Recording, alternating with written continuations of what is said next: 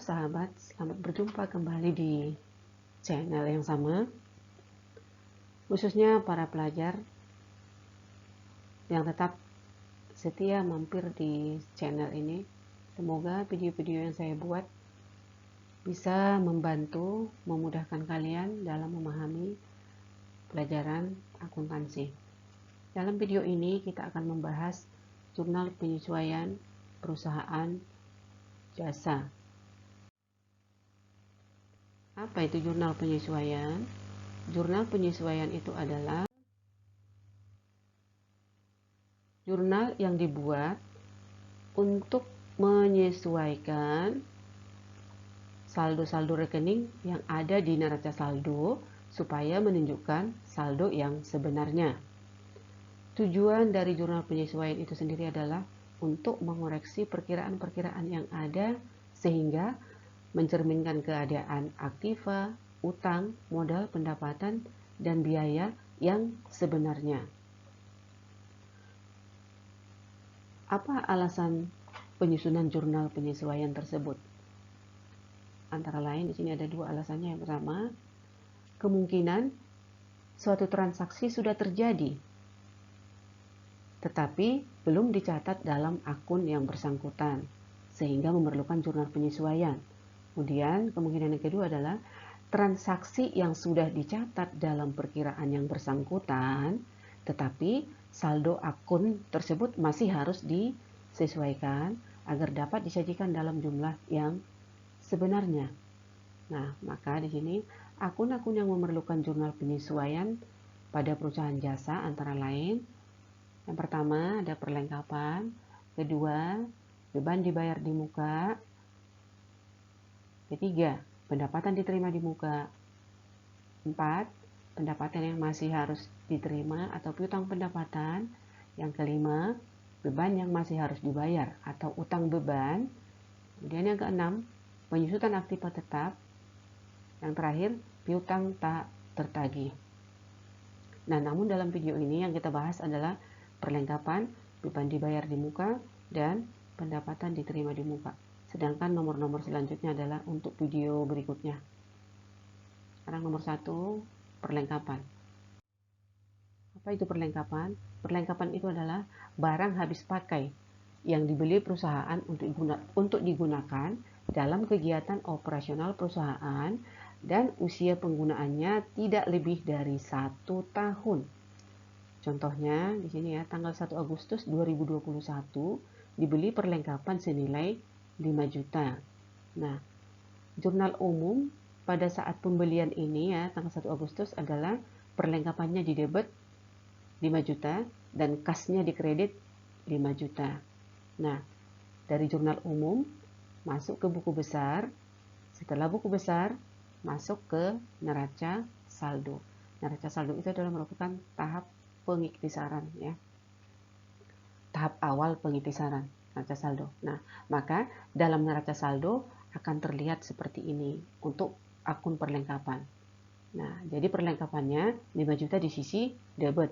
Kemudian di sini ada keterangannya tanggal 31 Agustus diketahui sisa perlengkapan tinggal 1.500.000. Nah, itu artinya bahwa perlengkapan telah digunakan atau dipakai senilai 3.500.000. Dari mana yang 3.500.000 ini? Caranya adalah dari jumlah awal atau saldo awalnya, jumlahnya 5 juta, dikurangi dengan sisa. Nilai sisanya tadi 1.500.000. 5 juta dikurang 1.500.000 sama dengan 3.500.000. Yang 3.500.000 inilah yang sudah dipakai dan masuklah dia sebagai beban perlengkapan melalui jurnal penyesuaian. Maka jurnal penyesuaian di 31 Agustus 2021 adalah beban perlengkapan di debit 3.500.000, perlengkapan di kredit 3.500.000. Maka nilai perlengkapan sekarang tinggal 1.500.000, yaitu dari perlengkapan yang di debit 5 juta, kemudian perlengkapan di kredit 3.500.000. Maka ini tinggal 1.500.000.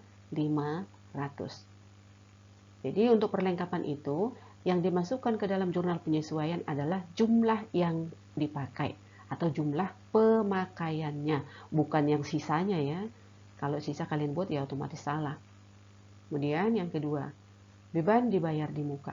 Beban dibayar di muka itu sendiri adalah pembayaran beban untuk waktu yang akan datang hingga, maaf ya, ini datang hingga melewati akhir periode akuntansi.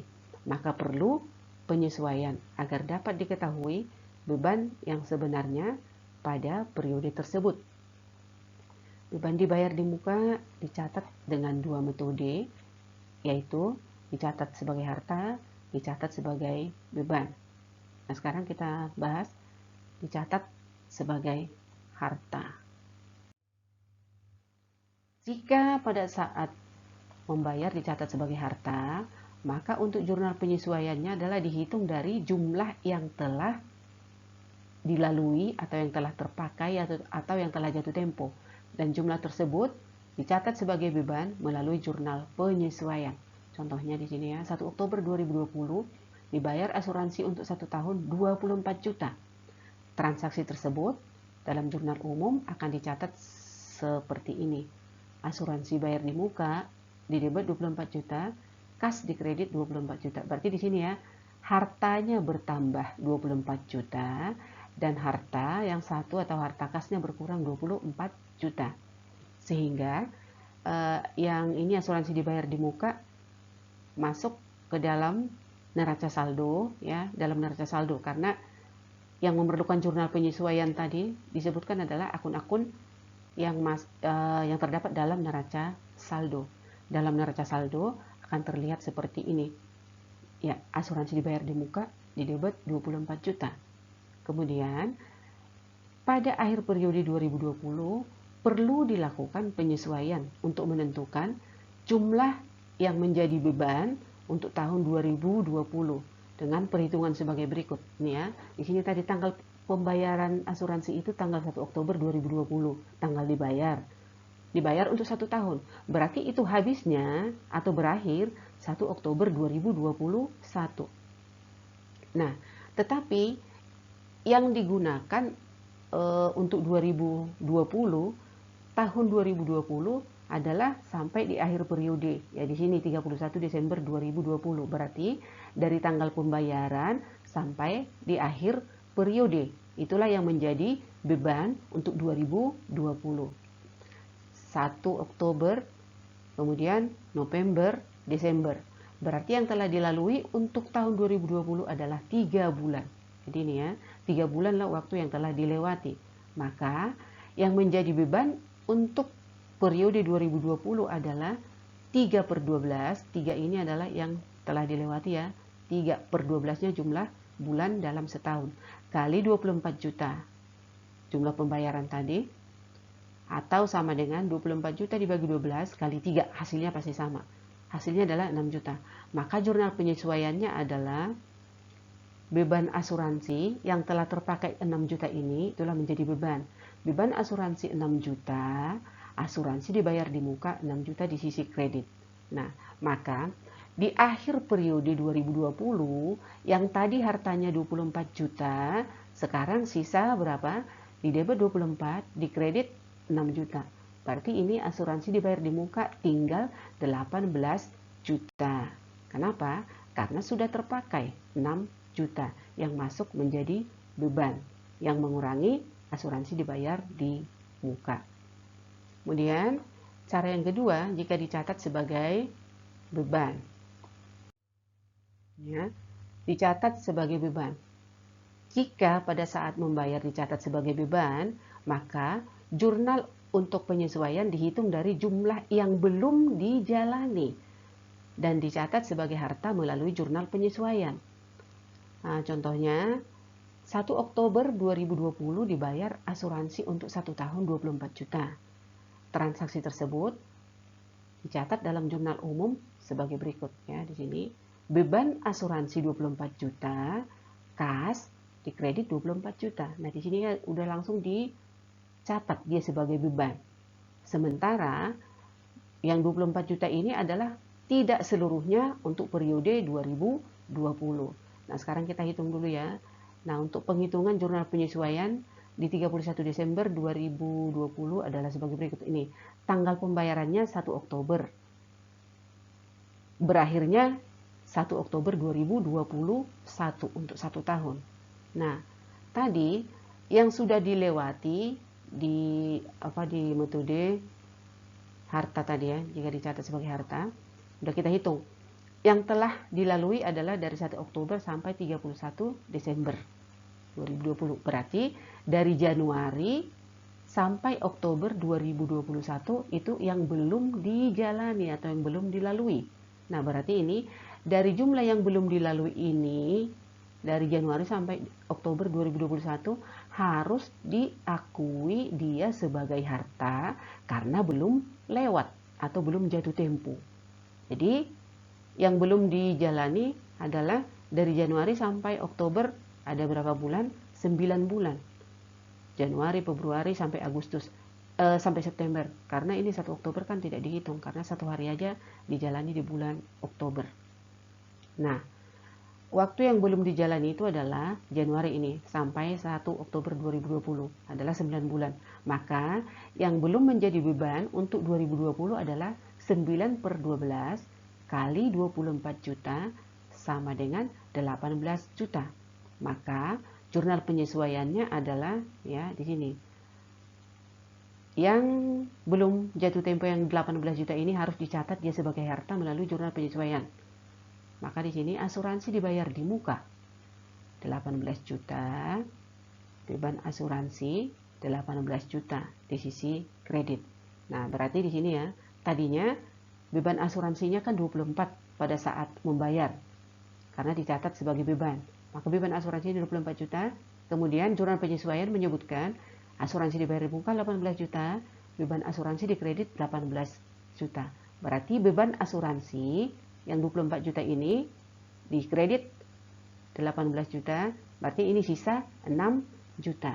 Ya, yang 6 juta itulah yang menjadi beban di 2020 ya, seperti yang di metode yang pertama. Oke, berikutnya. Pendapatan diterima di muka. Apa itu pendapatan diterima di muka? Pendapatan diterima di muka itu adalah jika perusahaan belum menyelesaikan pekerjaannya tetapi telah menerima pembayaran atas pesanan tersebut. Maka penerimaan tersebut disebut sebagai pendapatan diterima di muka. Pendapatan diterima di muka dicatat dengan 2 metode, yaitu yang pertama dicatat sebagai utang, yang kedua dicatat sebagai pendapatan. Nah, sekarang pendapatannya jika dicatat sebagai utang. Jika pada saat menerima dicatat sebagai pendapatan, maka untuk jurnal penyesuaiannya adalah dihitung dari jumlah yang telah jatuh tempo dan jumlah tersebut diakui sebagai pendapatan melalui jurnal penyesuaian. Nah, contohnya tanggal 1 September 2020 diterima pembayaran sewa gudang untuk 1 tahun 36 juta. Transaksi ini akan dicatat dalam jurnal umum sebagai berikut. Kas, karena penerimaan ya otomatis menambah kas. Kas bertambah 36 juta, kemudian utang. Ini utang ini ya, akun utang. Sewa diterima di muka bertambah 36 juta. Utangnya bertambah 36 juta. Nah, seiring berjalannya waktu dari tanggal penerimaan sampai akhir periode, tentunya dari utang ini sebagian akan bergeser menjadi pendapatan. Kenapa menjadi pendapatan? Karena waktunya sudah berjalan, waktunya sudah dilalui. Nah, jadi di sini pada akhir periode dilakukan penghitungan yang menjadi pendapatan untuk tahun 2000 atau untuk periode 2020 adalah dihitung sebagai berikut. Nih, tanggal penerimaannya tadi 1 September 2020. Kemudian akhir periode untuk 2020 adalah 31 Desember 2020. Maka yang telah dijalani adalah berapa bulan dari 1 September sampai dengan 31 Desember. Ada berapa bulan itu? September, Oktober, November, Desember. Jadi berapa bulan? Ada 4 bulan ya, 4 bulan. Berarti yang telah jatuh tempo adalah 4 bulan. Jadi jumlah yang menjadi pendapatan untuk 2020 adalah 4 per 12 kali 36 juta sama dengan 12 juta. Maka jurnal penyesuaiannya adalah nih ya, mengurangi utang, menambah pendapatan. Arti ini utang, kalau utang berkurang kan di debit. Maka sewa diterima di muka di debit senilai 12 juta dan bertambah pendapatan sewa 12 juta di sisi kredit. Maka jurnal penyesuaiannya adalah seperti ini. Nih ya, nih. Sewa diterima di muka 12 juta, pendapatan sewa 12 juta. Nah, tadinya utangnya di kredit 36 juta ya, sewa diterima di muka di kredit 36 juta. Dikurang debit, di debit 12 juta. Maka utangnya sekarang sisa berapa ini? 36 juta dikurangi 12 juta. Sisa berapa ini? 18 juta. Ya. Kemudian cara yang kedua, lanjut. Jika dicatat sebagai pendapatan. Jika pada saat menerima dicatat sebagai pendapatan, maka untuk jurnal penyesuaian dihitung dari jumlah yang belum dilalui atau yang belum jatuh tempo. Dan jumlah tersebut harus diakui sebagai utang melalui jurnal penyesuaian. Contohnya, 1 September 2020 diterima pembayaran sewa gudang untuk 1 tahun 36 juta. Maka transaksi tersebut dicatat dalam jurnal umum adalah kas bertambah 36 juta, kemudian pendapatan sewa bertambah 36 juta. Nah, berarti di sini ya pendapatan sewanya 36 juta. Oke, jadi seperti ini ya pendapatan sewa 36 juta. Kemudian, apakah pendapatan sewa yang 36 juta ini semuanya untuk periode 2020? Tentunya tidak. Nah, maka di sini pada akhir periode dilakukan penyesuaian dengan perhitungan sebagai berikut. Ya, tanggal 1 September diterima. Kemudian untuk 1 tahun itu sewa gudangnya. Berarti berakhir 1 September 2020. Nah, maka jumlah yang menjadi utang atau yang belum menjadi hak perusahaan adalah yang belum dijalani. Yang sudah dijalani tadi adalah dari 1 September sampai 31 Desember 2020, 4 bulan yang sudah dijalani. Yang belum dari Januari sampai 1 September 2021, sama dengan 8 bulan yang belum.